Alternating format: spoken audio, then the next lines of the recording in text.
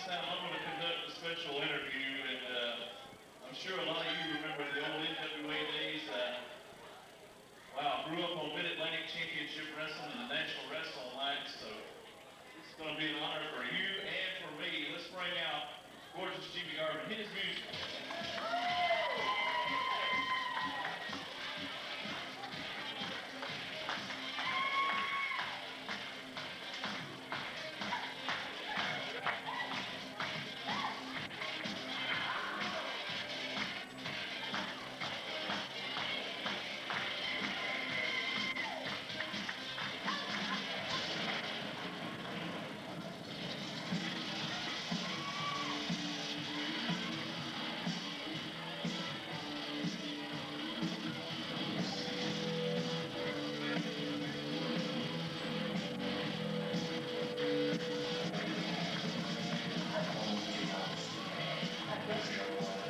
You can turn it down. I had to help you, brother. It looked like you were trying to say something, but it just wasn't coming out. Well, that's all right. That's what respect for legends are all about. You can have this time. Well, thank you very much. Yeah, I know I've been hearing people say, well, I heard Jimmy Garvin was going to be here tonight. Where is he? Oh, no, that ain't him. Hell, he looks different. Jeez. I'm 51 years old, man. I look like this. I'll tell you, I have a good friend, Greg Bo Watson, and another good friend, Peggy, over there in the corner. It's kind of my main reason for coming tonight, as well as the fact that Chief Jay was a good friend of mine, and we go way back. And Chief Jay was always well respected amongst the guys, and was a good friend of mine, and always will be. And I really enjoy this. I mean, I really, if you don't mind me just taking a couple of minutes of your time. I know the guys in the back are really waiting to get out here and show you their stuff, but it brings back a lot of memories of the old days, you know, when I started, and I says, I gotta come and see the setup. I knew Jay had a good setup. He gives a great opportunity to the young stars of tomorrow to come out here and try to hone their skills and work on their moves, and that's important. It's important for them, and it's important for their dream. But it's also important that you all support them, and that's what's really important. All the guys back there I was visited with tonight, it was a pleasure being in the dressing room environment. I spent a quarter of a century, almost a quarter of a century of my life in dressing rooms around the world. And I'm not going to stand up here and tell you my life story, because that would certainly take too long, and I'd probably get arrested. So we'll just leave that as it is. But I would like to say it is nice to see all of you. It's nice to see you support these guys. They're working really hard.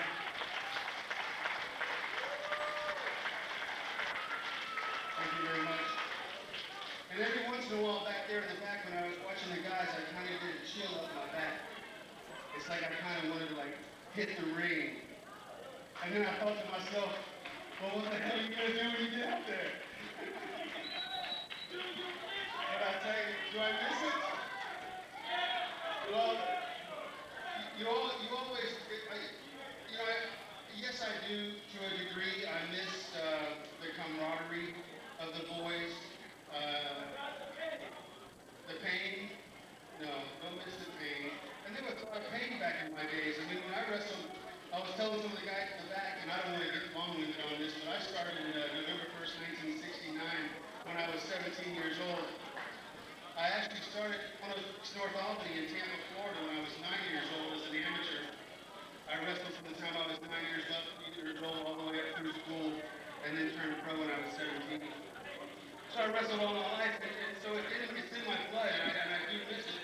But then again, it was a phase, it was a section of my life that I fulfilled a dream. I was very fortunate, and I must tell you, I was very fortunate. I was blessed by God to have the opportunity to travel around the world 4 times, wrestle with some of the greatest legends in the world. I've wrestled Lou Thez, I've wrestled Buddy Rogers, I've wrestled Kowalski, no, I wouldn't get in the ring with him. Wahoo McDaniel, holy crap. You know, Scott Corson. Yeah, we love the Chief. I have a lot of respect for Wahoo McDaniel. And I have a lot of respect for everybody, including all the guys But you know, 23 years is a long time. And another thing I was blessed too, by the way, is that I was able to keep my family. I've been with Patty Precious for 35 years. 35 years. You know, we were just kids when we met, and I'm not going to stand out here much longer and drag this out, but we were just kids when we met, and she stayed with me the whole time. In fact, I'm going to be here about another 15 minutes, and then I have to go home because she's waiting for me. I am also blessed. I have two wonderful children, two daughters, Brianne and Lacey. Bree is a photographer in New York City, and Lacey goes to the University of New Orleans, or University of Louisiana, New Orleans. That's going to be a doctor. So, and now I fly airplanes. It's like I'm talking to you because you asked the question. So, you know, I'm a captain for the 6th largest airline in the world. In fact, I started my day-to-day this morning at 5:30 in Denver, Colorado, and rushed to get back here tonight because I promised Jay that I'd be here, and my friend Greg Bowe and Peggy. Yeah. So anyway, I could stand up here and talk to you all night long, tell you, but I can't do that. I would like to ask you if you get a chance to visit jimmygarvin.com. It's a new website that I put together with the help of my friend Greg Bowe. And if you get a chance, go and visit the website.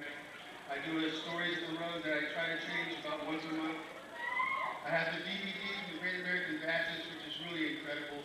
I did get some wonderful footage from a lot of my friends backstage and how we entertained each other and tried to keep the spirits up in some pretty hard traveling. Somebody say hey to me? All right. See, when you get older, you hear shit too.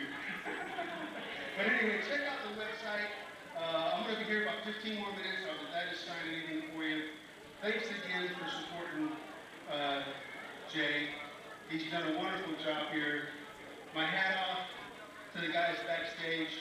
Keep up the hard work. Keep up the dream. Anything's possible. And God bless you all.